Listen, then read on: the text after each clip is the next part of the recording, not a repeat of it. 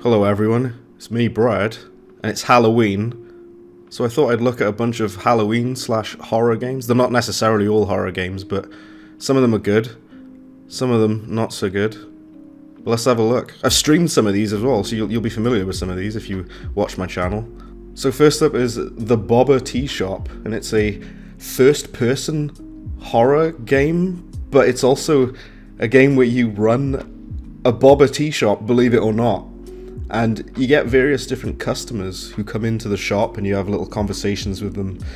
And you have to make the drink for them that they've asked for. So if they want a strawberry latte, you make them a strawberry latte. And various other drinks. First thing I want to say about this game is I adore the visual style of it. It's made to look like, it's like kind of like PS1 core. This kind of like really glonky, janky, old school PS1 style, or an old PC game. I really love this visual style because it looks creepy, but it also has a lot of character to it. The characters look kind of weird and off. It's kind of like PS1, PS2 core kind of thing. I love it. The grainy kind of filters and the low resolution textures. I love the way that this game looks, and it actually adds a lot to the weirdness of it all. The gameplay is pretty simple. You basically just make these drinks by picking up different ingredients, mixing them all together, and once you've mixed them all together, you give the drink to the customer depending on what they've asked for. There's no real punishment for getting the drink wrong. The customer will just say, "That's not what I ordered," and you have to do it again. And you basically just do that. You make drinks and give them to the customers. There's this kind of like looming sense of dread for the whole game, because you're like, what's going to happen? Is some weird nonsense going to pop up? And it does. It's quite a short game. It's only about an hour long, but it does have some jump scares that'll take you off guard. It has a lot of weird things happening in it that I won't spoil. I kind of wish this game had more to it though, because it is a short game, which is fine, but I was expecting there to be like different sort of outcomes or different endings. It kind of implies that there are different endings, but they aren't in the game. They aren't in the game, at least not at this current moment.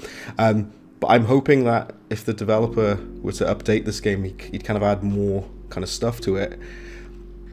I really like this game. It's so like unique and different. It's so its own thing, because you see so many like indie horror games, like first person games, and a lot of them are just like walk around in the dark forest with a torch, and that got kind of old.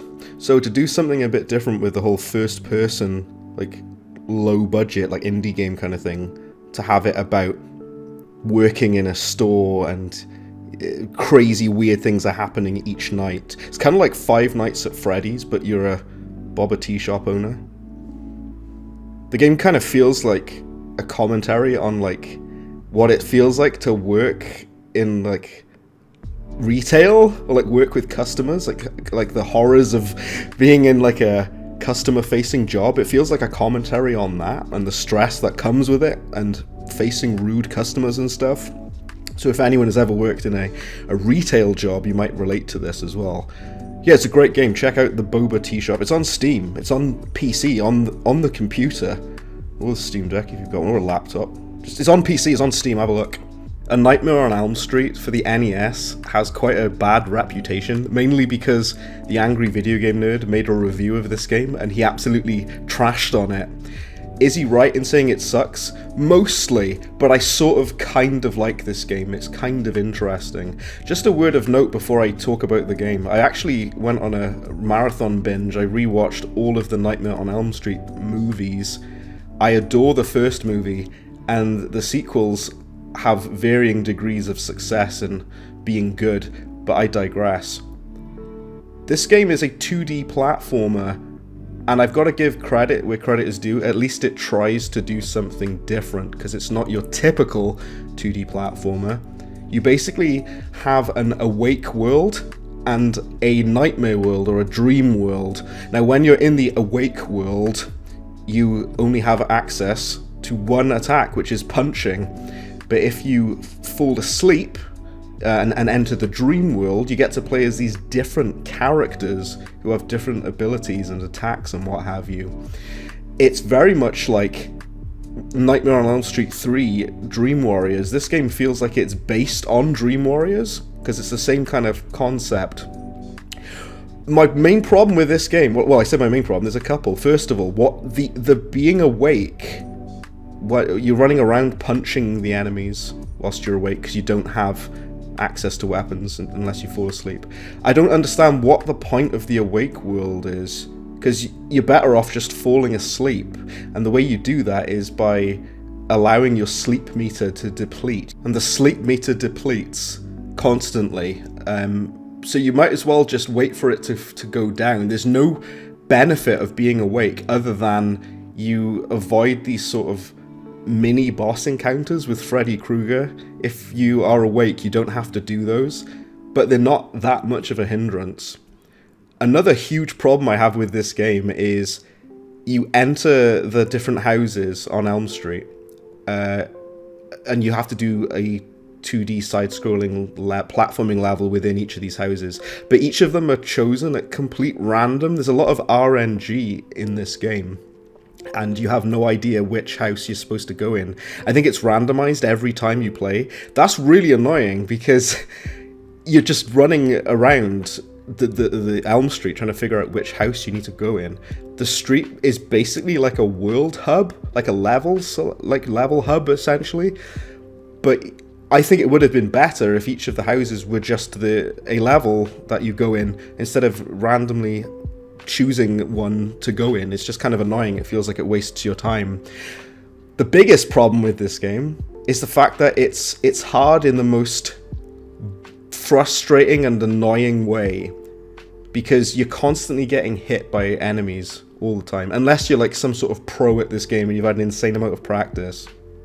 When I say I like it, I kind of like that it tries to be creative and do something a little bit different rather than just being a straight up generic platformer. And it is actually quite faithful and respectful to the source material. I appreciate that they tried to have the whole concept of falling asleep and entering the nightmare world. Then Freddy Krueger comes after you in your dreams. That's cool, but the execution isn't great, because like I said earlier, being awake is basically pointless in this game. It's completely worthless, because you don't have access to your good weapons. You might as well just have the Dream Warriors characters where you can like throw the javelin or whatever, because having the punch attack is very like limiting and it just kind of sucks to play. This game is really, really hard, by the way. If you die, which you will, unless you're some sort of professional at this game, you have to start the entire game all over again. That's a lot of hard work that you have to go through again. If you have like save states or whatever, then sure, you can avoid it, but in order to complete the current level, you have to collect all of Freddy's bones in the level, and if you miss one of them, even one of them, you have to go back and backtrack through the level, and a lot of the bones kind of blend in to the environment, so I often found myself missing some of the bones. It's really annoying. It feels like it's like a collectathon, but in a bad way, and before collectathons were even really a thing. But you basically go through these 2D platforming levels, and you collect the bones, and you've got to destroy the bones at the end of the game. Again, much like Dream Warriors at the end of the movie. But that's basically it. It's a very frustrating game. It's a very annoying and tough game. I don't think it's that bad. I've played much, much worse platformers and also movie tie-in games. But like I say, this game is extremely frustrating and annoying. But I don't hate it. It's kind of cool. Castleween kind of sucks, but I appreciate it in a way, because it's got that generic Halloween aesthetic, you know, skeletons and witches and creepy forests and all that.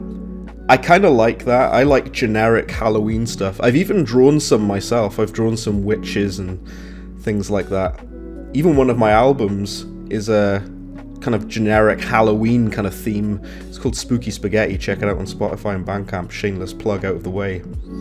This game, though, despite me kind of liking its visuals, it is so safe, and it is so uninteresting, and it's so linear, and it's just really boring, to be honest.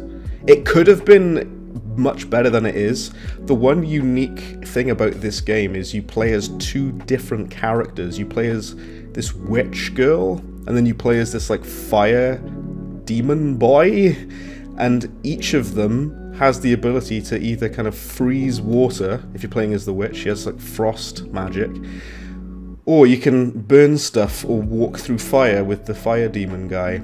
And that sounds kind of interesting, to have these like different characters with different abilities, but it's so linear and so generic and bog standard that it's just not fun. You can't really do anything cool or creative with the powers or anything like that.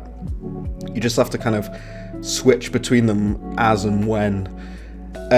When I say this game is linear, I mean it is like astonishingly linear. There's no secrets, there's no collectibles, there's no varying paths you can go down. There's just one and done direction. There's nothing else that you can do, nowhere else you can go, which is unfortunate.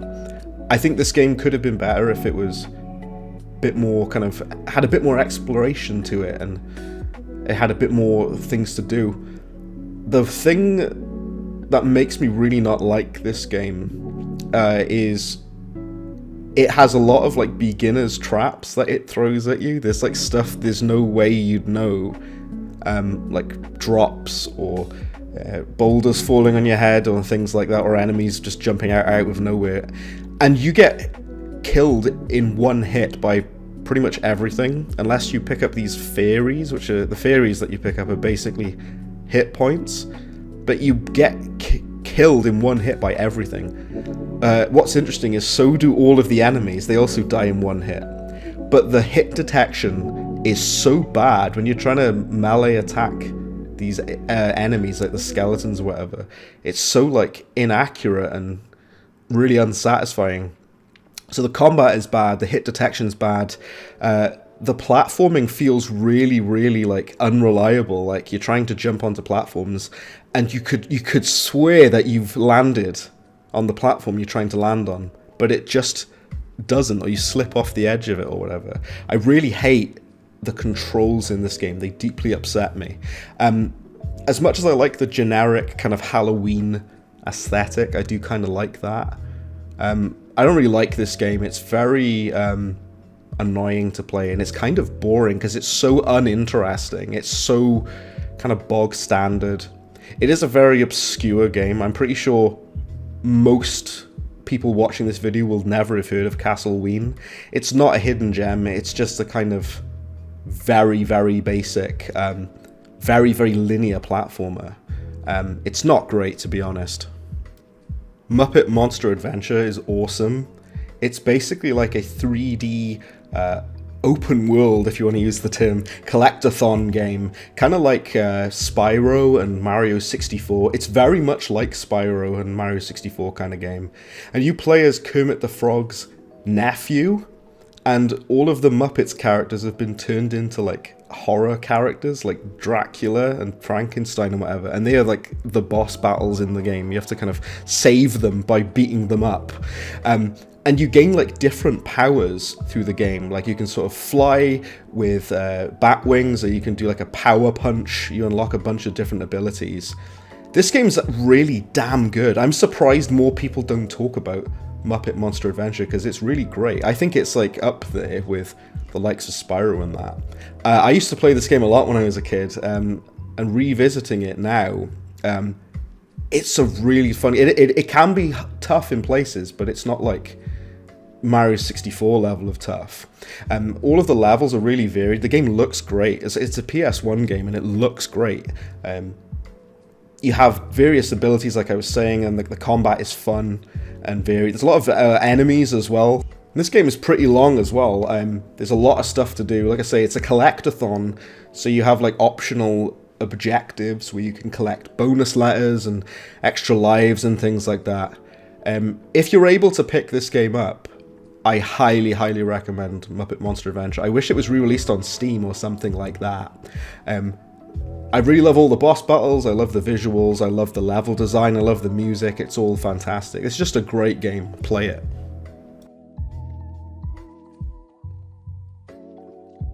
So that's it for the video. Let me know if you guys enjoyed this kind of format, because I really enjoyed doing this video. It's kind of a different type of video for me, and having like various different games in one video, just discussing them. I really like this kind of layout. Massive shout out to a very good friend of mine, Atlas, for drawing the artwork that you see in this video of my bread avatar. Great friend of mine, Atlas, drew that. Huge shout out to them. Give them a follow on Twitch. They do amazing streams on Twitch, and they're an amazing artist as well. Like I say, they drew the avatar that you see in this video. Huge shout out to them. Yeah, I kind of want to do more videos like this. I really enjoyed it. It's kind of chill for me to just discuss a bunch of games that I've looked at and everything. Whether I like the game or not, it's very interesting to talk about. So yeah, if you guys want to see more videos like this, just let me know in the comments. Until next time, though, catch you in the next one. See ya. And happy Halloween. I should have said that earlier. Happy Halloween.